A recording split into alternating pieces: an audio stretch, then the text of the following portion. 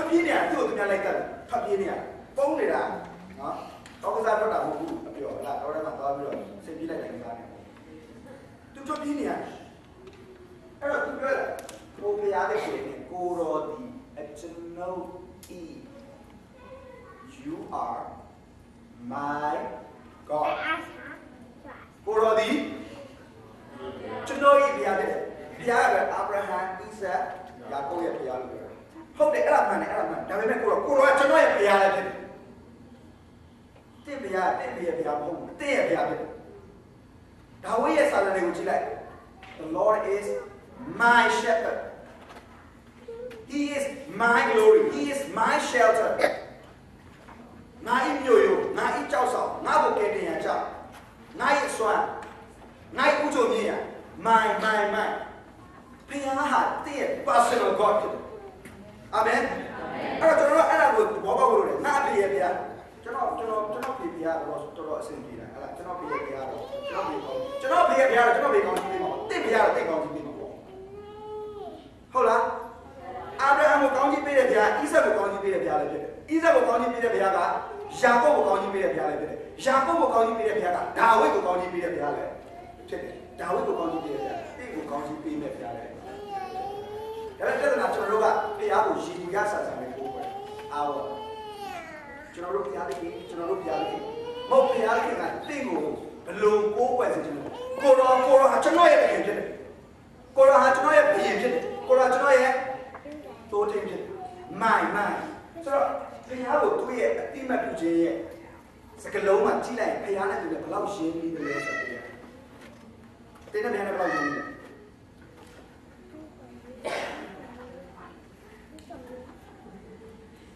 ကဲဆရာနဲ့ဒီကလူတွေဘယ်လောက်ရှင်းပြီးလဲဆရာမကြိုက်လေဟုတ်ကြိုက်အစားဆိုရောမကြိုက်ရောမပြောဆရာမပြောနဲ့အစားဆိုမကြိုက်ဟောင်းဆရာဟုတ်လားသူတို့ပြောရတယ်ရှောလမုန်တခြင်းထဲမှာအဲ့ဒီရှုလမိတ်မျိုးတွေသူချစ်ရတဲ့ခင်လိုက်ရှာတော့ကျွန်တော်တို့ဒီဟာအဲ့တော့လက်ရှာနေအောင်ချစ်ရတဲ့ခင်ကဘလောက်တော့မှသူများနဲ့တလို့ချောလို့တယ်တော်နေတယ်အဲ့ဒါနဲ့ချောတာပေါ့ငါတခင်ကဘလို့ဖြစ်တယ်ဆိုတော့ခေါင်းကနေခြေသားလေးပြောတယ်ဆိုတော့ငါချစ်ရတဲ့ခင်ဆိုတာယေရှုကိုပေါ့အဲ့ဒီတို့သမီးအမျိုးသမီးကအသင်းတော်ပေါ့ဆိုတာဆိုအသင်းတော်ကယေရှုခရစ်တော်ကိုတိကျွမ်းရင်းနေတဲ့အခါမှာယေရှုခရစ်တော်ကဘလို့ဖြစ်တယ်လဲဘလို့သဘောရှိလဲဘလို့နှစ်သက်တယ်လဲဘလို့အလေးလာရှိလဲဆိုတာအသင်းတော်ကတိကိုတိတယ်။အားကြောင့်လေရင်းနှီးကျွမ်းမှုလို့ဖြစ်တယ်။ကဲကျွန်တော်ပါကြိုက်ဆက်ပါကြိုက်နောက်ပါဒါကျွန်တော်နဲ့သူနေ့ရက်3ရက်ပဲသွားသေးတယ်ဆိုတော့ကျွန်တော်ကြိုက်တဲ့အရာကျွန်တော်မကြိုက်တဲ့အရာသူအနည်းငယ်ပြီးတော့ပြောလို့ရတယ်ဆိုတော့ဒါဝိဒ်ပြောတာ you are my God ကိုတော်ဒီကျွန်တော်ရဲ့ဘုရားဖြစ်တယ်အဲ့ဒီအတွေ့အဲ့ဒီအမြင်အဲ့ဒီရင်းနှီးမှုကဆက်လာကိုတော်ကိုကဲကြားလာကြည့်ကိုတော်ကိုကြိုးစား၍ရှာတယ်ဘယ်လိုရှာလဲကြိုးစား၍ရှာဆိုတာဘာလဲ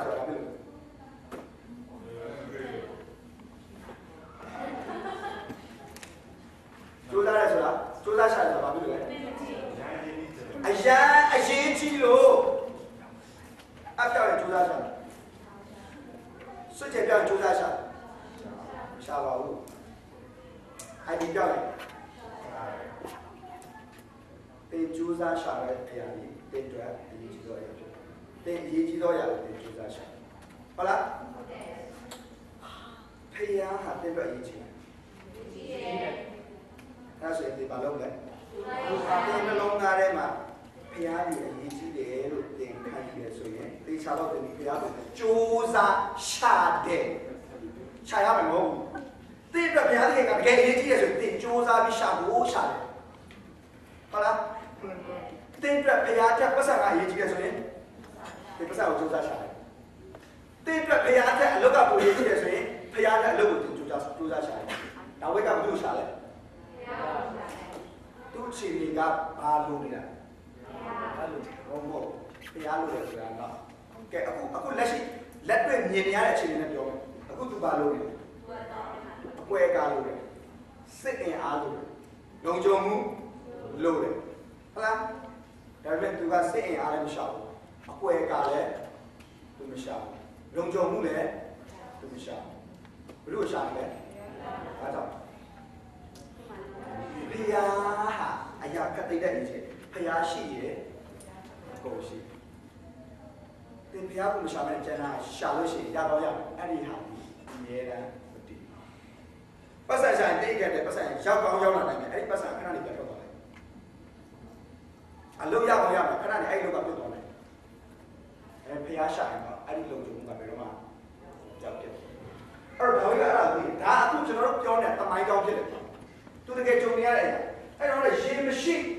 တွေးချောက်တော်လို့ပြင်လိုက်ကျွန်တော်တို့မြင်ပြီးပို့တော့ကိုနတ်ပါသူရောက်နေတဲ့အရာကိုကျွန်တော်တို့သူပြောတဲ့စကားမှာတွေ့ရတယ်ရေမရှိလူမြင်ကဘာဖြစ်နေလဲတွေးချောက်နေဒါပေမဲ့သူကရေငတ်တယ်လို့လည်းမပြောဘူးအရေးကိုသူလိုအပ်တယ်လို့လည်းမပြောဘူးဘယ်သူကိုပဲငတ်တယ်လဲဖျားကိုပဲငတ်အဲ့ဒါကျွန်တော်ကစဉ်းစားဒါဝိကတအားတရားဆန်းတော့ကျွန်တော်စဉ်းစားမဟုတ်ဘူးဒါဝိပါတိလေဆိုတော့သူ့ဘိုးသေးတွေကိုဖျားလို့မာစခဲ့တယ်ဆိုတော့ကောင်းကောင်းသိတယ်အဲ့ကိုလူပြထွက်လာတဲ့အခါမှာဣတိရလူမျိုးဖြတ်သွားတာအိုဝေးစစ်လာကနေရရရှိလားရရှိလားရရှိလားဖျားရှိတဲ့ရေတော့လားဖျားရှိတဲ့အရေးရလားအရေးမရှိတဲ့နေရာမှာဖျားရှိရေးရှိရေမရှိတဲ့နေရာမှာဖျားရှိရင်ရေးရှိတယ်ဒါကြောင့်ဖျားကကျွန်တော်တို့ကိုခန္ဓာရတယ်ကိုသွားပါလို့ပြောရင်လည်းဘာကြောင့်လဲအဲ့ဒီနေရာမှာရေမရှိရင်ဖျားရှိအဲ့ဒီနေရာမှာအရေးမရှိရင်လည်းဖျားရှိရင်ဒါဝိကောင်းကောင်းသိတဲ့အတွက်ကိုရောတဲ့ကျွန်တော်ကရေမရှိတယ်လေရေမရှာဒါဝိကတာပါတယ်ကျွန်တော်ယုံကြည်သူပဲဒီနေ့တုံးရေမရှိဘူးဆိုရေပဲလိုက်ရှာအရှိမရှိဘူးဆိုရင်အရှိပဲလိုက်ရှာမဟုတ်ဘုရားကငါမင်းတို့ရဲ့အရှိရေလေးငါမင်းတို့ရဲ့အရှိလေးငါရှိအားလုံးရှိတယ်ဘုရားတစ်ချိန်လုံးပြောအခုစိတ်နှလုံးအဟောင်းဖြစ်တဲ့အေဂုတ်တုပြထွက်လာတဲ့ဣတိရလူမျိုးကလေဘုရားတော်ရှိနေတာအခုဖြစ်ရင်ညီးပြီအခုဖြစ်ရင်အပြစ်တင်အခုဖြစ်ရင်နောက်ပြန်လက်အခုဖြစ်ရင်အေဂုတ်တုကိုပဲသူပြန်တန်းတာဒါဝိတ်ကလို့လားဒါဝိတ်မှာအသက်ရှိတယ်။ဘာရှိလဲ။အသက်စိတ်နှလုံးအသက်ဟာတင်းကိုအမြင်တစ်ကိုပေးတယ်။ New heart gives you new perspective. New mindset gives you new revelation. စိတ်နှလုံးအသက်ဟာတင်းကိုအမြင်တစ်ကိုပေးတယ်။စိတ်တော်အသက်ဟာတင်းကိုဖွင့်ပြချက်အသက်ကိုနားလည်စေတယ်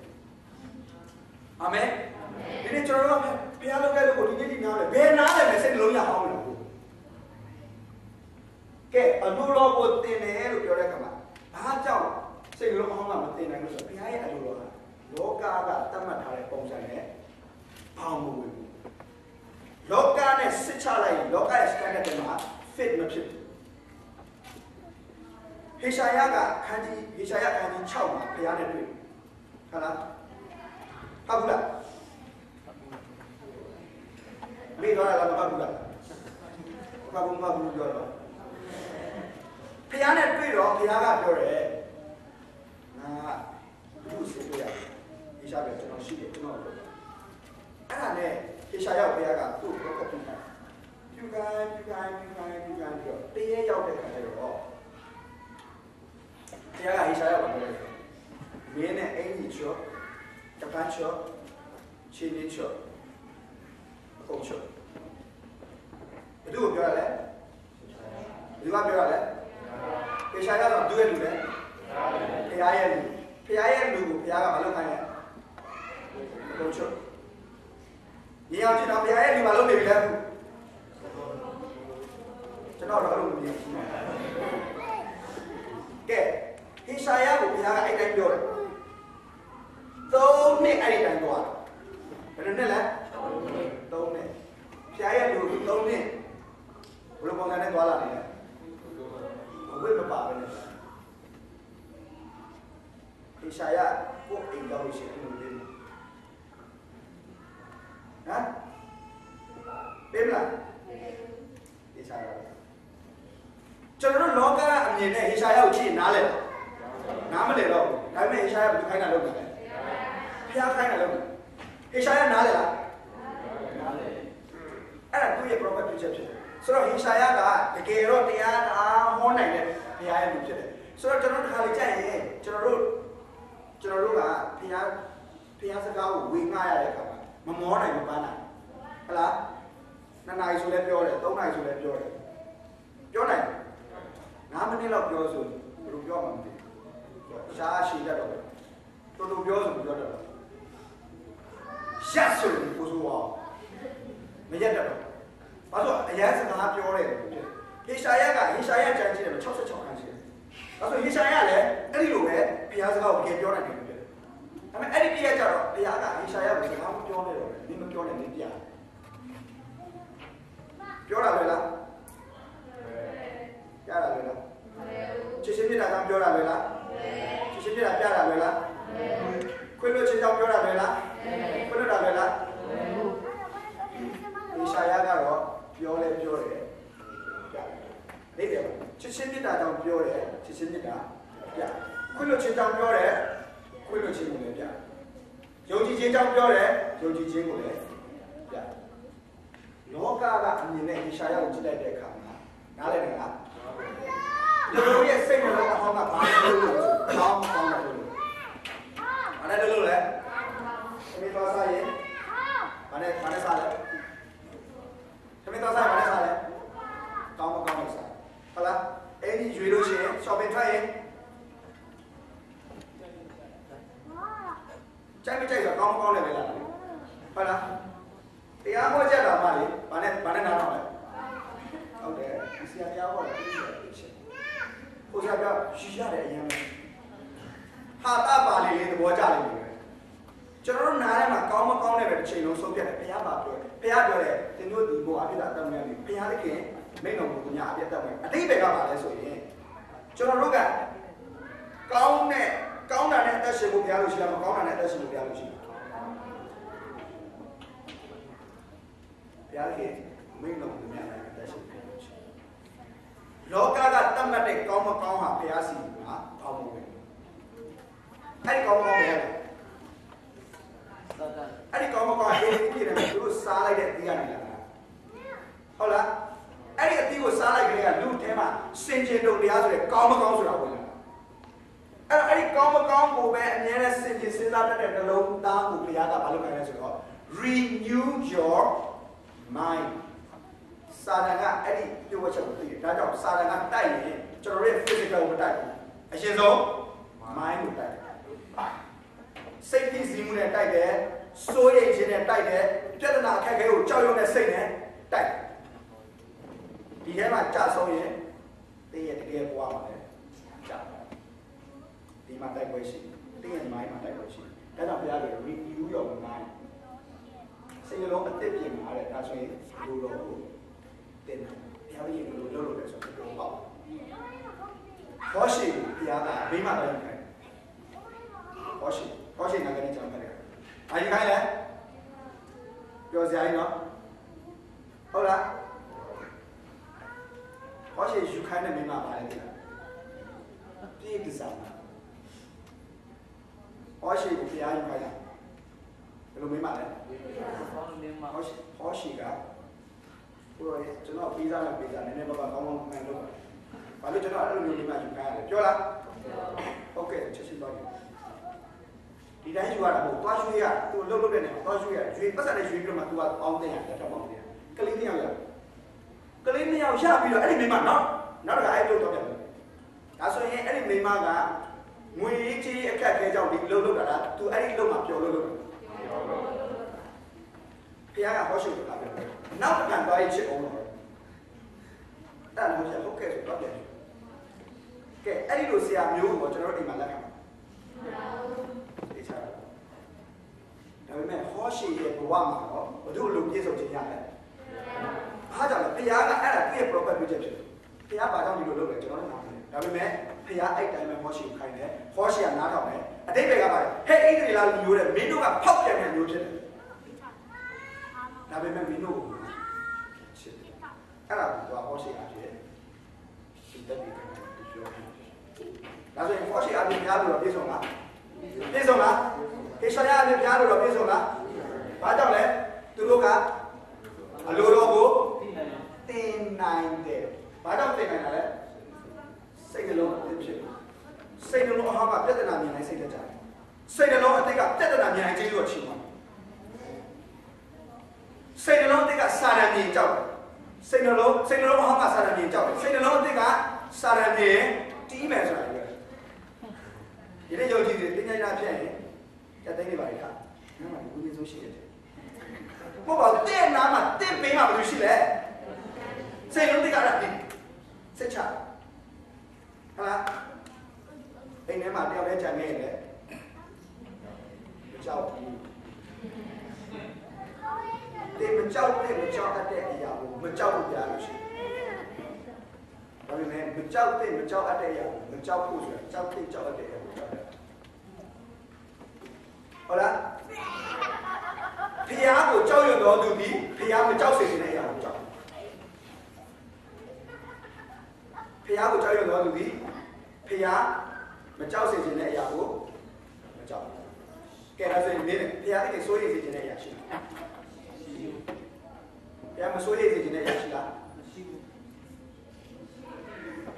ကျွန်တော်စကားတခြားနားတော့နော်ဖျားမစိုးရိမ်စေတဲ့အရာရှိလားမရှိဘူးမစိုးရိမ်စေတဲ့အရာလေရှိတယ်မနေ့ပြန်တော့ဘယ်လိုဆိုင်ရမည်တားရမည်ဝေးရမည်စိုးရိမ်အဲ့ဒါဖျားစိုးရိမ်စေတဲ့အရာရှိရှိလားကဲပါလေတော့ဒီလေးကြတော့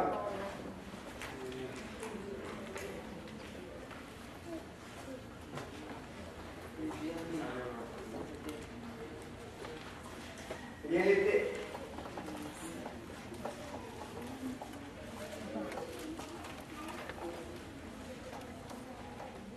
အကြောင်း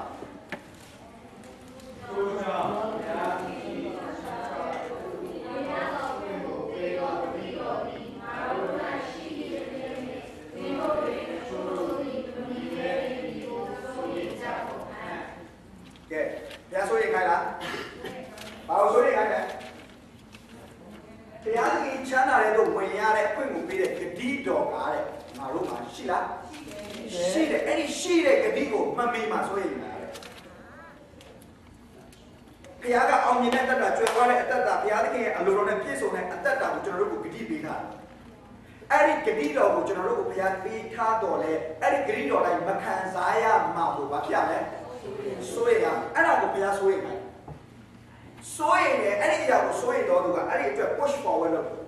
အဲ့ဒီအတွက်သူ energy ထုတ်အဲ့ဒီအတွက်သူကြိုးစားတယ်အဲ့ဒီအတွက်သူ့တက်တာကိုပြင်ဆင်တယ်စိတ်နှလုံးကိုအသေးပြင်ဆင်တယ်ဘုရားစိုးရိမ်စေချင်တာကိုမစိုးရိမ်ရင်ဘုရားမစိုးရိမ်စေချင်တာကိုစိုးရိမ်တာပြောမလားဘုရားစိုးရိမ်စေချင်တာကိုမစိုးရိမ်ရင်ဘုရားမစိုးရိမ်စေချင်တာကိုစိုးရိမ်ရလိမ့်မယ်နားလည်လားကဲပြောရင်ဘုရားစိုးရိမ်စေချင်တာကိုမစိုးရိမ်ရင်မစိုးရိမ်စေချင်တာကိုစိုးရိမ်ရအတိတ်ကအခု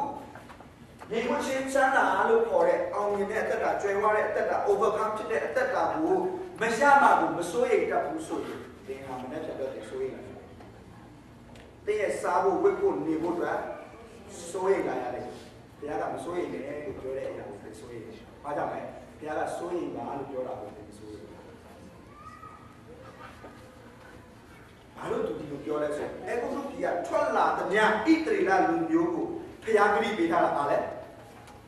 ခါနပြီအားလုံးပေးထားလား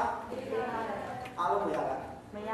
ဘူးမရသူတို့ကိုဂရိပေးထားတယ်ဂရိတော်သူတို့မှာရှိတယ်ဂရိတော်ကိုသူတို့မရောမခံစားရအားကြောင့်ဂရိတော်တိုင်းမခံစားရမှာဆိုရင်သူတို့လိုချင်တာတွေမရမှာသူတို့ဆိုရင်သူတို့ဖြစ်ချင်တာတွေဖြစ်ရမှာပဲဆိုရင်သူတို့ဘဝမှာသူတို့ဇာတိအတွေ့အကြုံတက်မှတ်မှုတိုင်းဖြစ်လာမှာလို့သူဆိုရင်ဘုရားဆိုရင်စေချင်တဲ့အရာဆိုရင် တို့ဘာပြောလဲဆိုတော့အဲ့ဒီဒီပြဲ3အငယ်ခုနှစ်ကနေရှစ်ဒီခဏတော့ခုနှစ်ပြီးတော့ချက်ချက်ဆက်ထို့ကြောင့်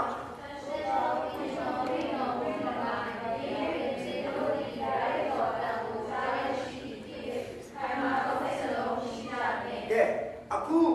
ဟင်းရဲ့ဩဝါဒစာကဓမ္မတိရောက်တယ်သူကဓမ္မဟောင်းကအဖြစ်တွေကိုလာပြောတယ်။အိုးအဲ့ဘုရားထွက်လာတဲ့ဣသရေလလူမျိုးကြောင့်ပြောပြီးတော့မှယနေ့ပင်တဲ့ဘယ်သူစကားပြောနေလဲ။တာရှင်တော်ဝိညာဉ်တော်ကတင်တို့ကိုပြောနေတဲ့အတွက်ဘယ်လိုစိတ်နှလုံးမရှိအောင်လဲ။ခိုင်မာတဲ့စိတ်နှလုံးမရှိနဲ့တဲ့။အားကြောင့်လဲဆိုတော့ငယ်ကိုရတာကတင်တို့အပများသည်အနှစ်40ပတ်လုံးငါ့ကိုအနည်းကြီးစုံစမ်း၍ငါဤအမှုတို့ကိုနေရတော့တော်ရငါ့ကိုစက်ကြတဲ့စိတ်ဆုံးလဲရတာလည်းရှိတယ်ကိုမရှိစေကြနဲ့အဲ့ဒီမှာပြောသွားတဲ့စကားလုံးရှိတယ်ငါဤအမှုတို့ကိုနေရတော့တော်ရဲမှာသွားလာနေတဲ့အခါမှာအောင်မြင်ရတယ်တရားသခင်လုပ်တဲ့အလုပ်ကိုမြင်ရလားတရားသခင်ကိုမြင်ရလားမိုးတိမ်နဲ့ပြီးတာမနှက်မှလည်းမိုးတိမ်အဖြစ်ဘုရားသခင်ရှိတယ်ညမှာလည်းမိတိုင်အဖြစ်ဘုရားသခင်ရှိတယ်ပြီးရင်သူတို့လိုသမျှကိုဘုရားကလိုတဲ့အချိန်မှာနမိတ်လက္ခဏာအဖြစ်မှာစားတော့ဖို့လေဝဲနေမရှိဒါနဲ့ပါရှိတယ်စားစရာရှိရေတောက်ဖို့ရေတွင်းတွေစမ်းကြောင်းတွေမရှိဒါပေမဲ့တောက်စရာရေရှိသူတို့မှထင်းမရှိဘူးရာမဆုလို့မိကိုလို့မရှိဘူးဒါပေမဲ့အရေးရှိလားရှိတယ်ညအချိန်မှာမီးထွန်းကြမလို့ဒါပေမဲ့အလင်းရှိငါဤအမှုတို့ကိုမြင်ရကျွန်တော်တို့တက်တာဘုရားရဲ့အမှုတို့ကျွန်တော်တို့တက်တယ်ကျွန်တော်တက်တာမြင်ရတာရှိလားရှိလားကျွန်တော်နမိတ်လက္ခဏာခံစားရလားကောင်းချီးမင်္ဂလာခံစားရလားဘုရားရဲ့မဟာခြင်းကိုခံစားရလားဒါပေမဲ့အဲ့ဒီလူတွေကခံစားရရင်းနဲ့ကိုဘုရားကမလုပ်လဲဆိုတော့စုံစမ်းတယ်ဘုရားကိုမယုံဘူးတန်တရားရှိတယ်ဘာကြောင့်အဲ့လိုဖြစ်လဲစိတ်တော်သူတို့ဟာအငယ်တစ်ဆက်ထိုလူမျိုးကိုငါကြုံဖြစ်သူတို့ဒီအစင်စိတ်တော်မာရစိတ်တော်ဟာဘုရားရှိမှမာရအဲ့တော့တဲ့နာဤအလေးလာတော့နားမလဲကြနာဤအလေးလာကိုဘာမဖြစ်လဲနားမလဲဘာစိတ်တော်အဟောင်းရှိနေတယ်ဘုရားသခင်ဘာနဲ့တက်လဲဘုရားဘာလုပ်စေချင်လဲဘုရားဘာဖြစ်စေချင်လဲဘုရားရဲ့အလေးလာကဘယ်လိုလဲဆိုတာနားမလဲတော့နားမလဲတဲ့အတွက်ဆက်လာတယ်ထို့ကြောင့်သူတို့ဒီငါဤချမ်းသာတဲ့တို့အဝင်ရကြဘူးမြတ်ထွက်ရငါဆိုပြီးပြောနေတယ်ရှိတယ်နေအောက်မှာဆက်ပြောတယ်သူတို့လိုပဲမယုံကြည်တဲ့စိတ်တော်မရှိစေတယ်နေ့တိုင်းစိတ်ပြောက်ကိုတရားတိုက်တော့လို့ဆိုကဲအငယ်ဆက်တော့ပါလိဒုတိယကြီးဒီဒီကိုတော့ချေဒီနိုင်စေချင်းချင်းပြောက်ကိုတရားတိုက်လို့ဆိုတာယနေ့ဒါနဲ့လေယနေ့အခုပဲတဲ့နေ့တိုင်းအစင်ပြောက်ကိုတရားမလုပ်အောင်လဲတိုက်တွန်းလို့တော့တိုက်တွန်းလို့တော့အချိန်ပါဖြစ်နေတယ်နီးနေပြီးစိတ်နှလုံးကိုမလုပ်အောင်လဲမခိုင်ပါစေအသေးပြင်ဆင်ပြီးတော့ကြောင်းလိုက်ခြင်းရောက်အဲ့ဒါကတရားရဲ့အလိုကိုသင်နိုင်တယ်အဲ့ဒီသင်နိုင်တဲ့နှလုံးသားဟာအေဂုရုနှလုံးသားအဲ့ဒီနှလုံးသားကခံနိုင်တယ်ယေရှုကပြောတယ်စကြီးရေအသက်ကိုစကြီးရေဘူးအဟောင်းထဲမှာထည့်လို့ရတယ်စကြီးရေဘူးအသက်ထဲမှာစကြီးရေအဟောင်းကိုထည့်လို့ရတယ်အဲ့ဒီလိုထည့်ရင်းနဲ့ဘူးပေါက်ပွဲပြီးတော့စကြီးရေယူတယ်အသက်ကအသက်ကိုစိတ်နှလုံးအဟောင်းနဲ့တည်သွားလို့ရှိရင်တင်တတ်တာဖြစ်နေဆိုတော့ဘူးပွဲပါလေဘာကွဲလဲဒီနေ့ခရီးရတော့များများပါဖြစ်နေလဲဆိုတော့ဘူးကွဲတယ်ဘူးကွဲပြီဘူးကွဲတယ်ဆိုတာအဲ့ဒီဘူးကလည်းတုံးလို့မရတော့ဘူးအဲ့ဒီဘူးလေးကိုထည့်လိုက်တဲ့စပီးရတယ်ဟုတ်လားဆုံးရှုံးသွားတယ်ဒါကသူများကသူ့ကိုကြည့်လိုက်တာနဲ့အသက်တာကခွန်အားရစရာမရှိတဲ့ပြင်သူကိုယ်တိုင်အသက်တာထဲမှာလည်းကောင်းချီးမင်္ဂလာခံစားရယေရှုကိုယုံလားဆိုတော့ယုံတယ်သူများကိုတက်တဲ့ခံရင်သူများကကျွန်တော်အများပြောစပင်းချိုးလို့ကျဲတဲ့စပင်းဖွာလိုက်ကျဲနေတဲ့သူကစ Sebentar saya contohnya dua ni. Make up, dia ada whitening cream. Tak susi lah, kalau. Ada whitening cream, oh, jangan tuan contohnya dua. Kalau muka beli tuan contohnya dua. Whitening cream, tak susi. Whitening cream, tu muka beli ni contoh. Itu contohnya dua. Dia lagi kau ni ada jual lah. Dia jual mana cilu bawang ni. Dia lagi kau ni mana jual tak ada. Dia lagi kau ni. Tu ni aku tu apa? Tu ni ada sesuatu. Ada kau ni cium aku tak ada. Tu ni apa? Ni apa? Apa? Buku ni. Dia lagi yang cium ni dah tu deh. Ada lu dah bawa. Macam cium ni dah bawa. Dia lagi yang tengok cium deh. Cakap orang cium.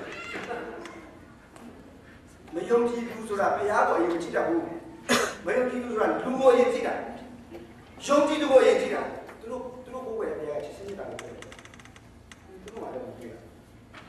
Ada soal senang. Dia cium ni dah soal. Hou ma. Hou ye. Soal senang.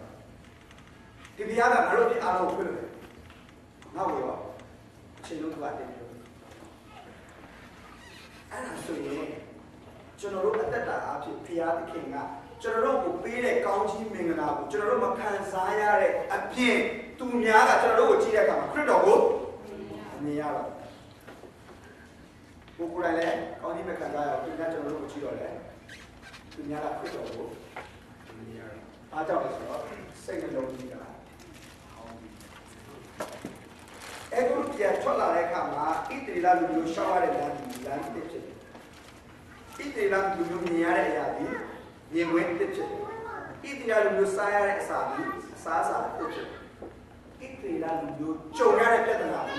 ada ada terjadi. Ada ko nila hauna terjadi ni aku. Asyik nila itu terjadi. Kita tak ada. Adi coro, aku kena cuci lari kamu tu. Ini orang nak tu jadi yang ayah nak buat. Betul pula le,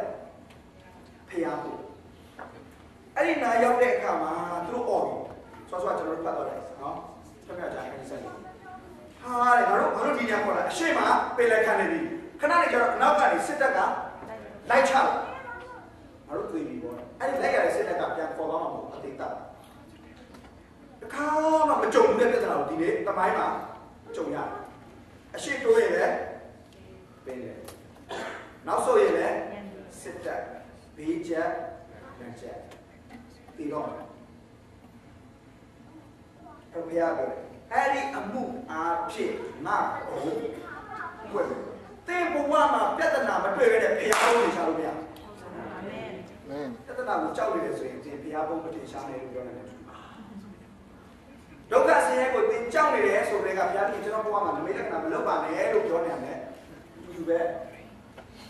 Kita nak sih ada dua macam tu. Sampai berapa sih ada dua? Kita nak. Olah. Ini mah pihak tu pure kan, bosnya tu muncul kan. Dekam macam mula kita nak macam yang itu dah dulu kan. Dekam macam mula bela nak macam mana? Amen. Tiap orang dekam macam mula bela nak jadi ciri macam yang tu ciri macam mana? Macam le, dekam macam mula. Yang bela kan nak yang itu lah tu. Jangan buat macam tu. Ada macam saya kita nak pihak macam ciri mana? Ada ciri lah macam saya ini pihak macam mana? Tidak semua. Jangan yang jadi tu dah lah saya. Jangan suka aja tu pihak dek. Jangan buat pihak kita nak pihak ni. Tahu kan pihak dek single long ni tu yang jauh yang apa lah so. Tu kita nak macam ya pihak pihak macam ciri ciri mana itu. Kita nak jauh ni tema jauh lain pihak ciri mana itu. Pero, soalnya, nak cakap ni, tangan cakap tu mah, tu orang dah cakap saja.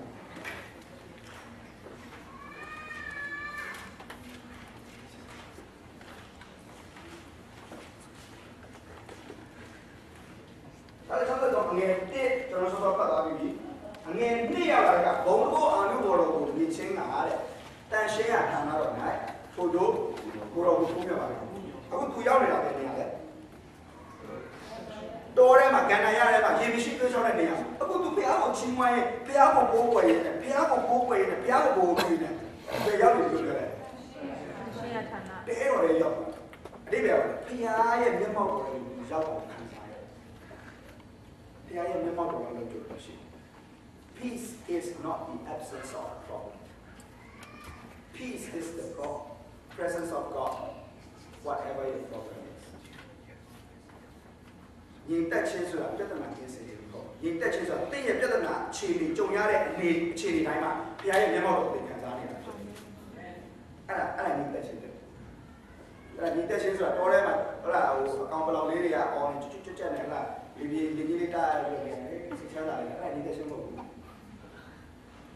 ဘလောက်ပဲတိုက်ဘလောက်ပဲရန်သူတွေရှိငါရန်သူတို့ရှိမှငါကို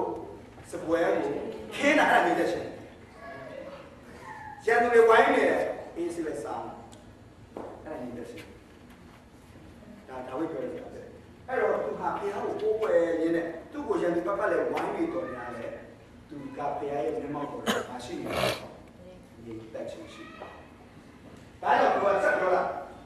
အငယ်တော့အေးနာတော့ဒီအတက်ထက်တာလေးကောင်းတော့ကြောင့်ကျွန်တော်နှုတ်ပြီးကိုရောကိုရှင်းမရအောင်ကျွန်တော်တို့တက်ထက်ပါယူနာပါတော့သူဘာနားလဲကယူနာကျွန်တော်တို့ဒီနေ့ဘုရားကကျွန်တော်တို့မလုပ်နိုင်တာတွေလုပ်နိုင်ဖို့အတွက်ဘာလုပ်လဲဆိုတော့ grace ကျေးဇူးတော်ပေးဒါပေမဲ့ဘုရားကကျွန်တော်တို့မတတ်နိုင်တာတွေကိုမာစတော်များလဲကျွန်တော်တို့ဘဝမှာဘုရားကိုမှားတဲ့အရာရှိလားမရှိဘူးရှိတယ်အဲ့တော့ဘုရားကအကယ်၍များကျွန်တော်တို့မှားတဲ့အရာအတွက်ဘုရားကကျွန်တော်တို့ကိုစီရင်မယ်ဆိုရင်တရားလားတရားတယ်တရားဘူးကျွန်တော်တို့မှားတော့ဘုရားစီရင်တာလေဟုတ်လားတရားတယ်ဒါပေမဲ့ကျွန်တော်တို့မှားတဲ့တိုင်းဘုရားစီရင်လားစီရင်ဘူးဒီကလားအားနဲ့ဒီကဒီယူနာနဲ့ဒီကmercy တော့ဒါဝိပါနာလဲဆိုငါကအချိန်မီတည်သွားတယ်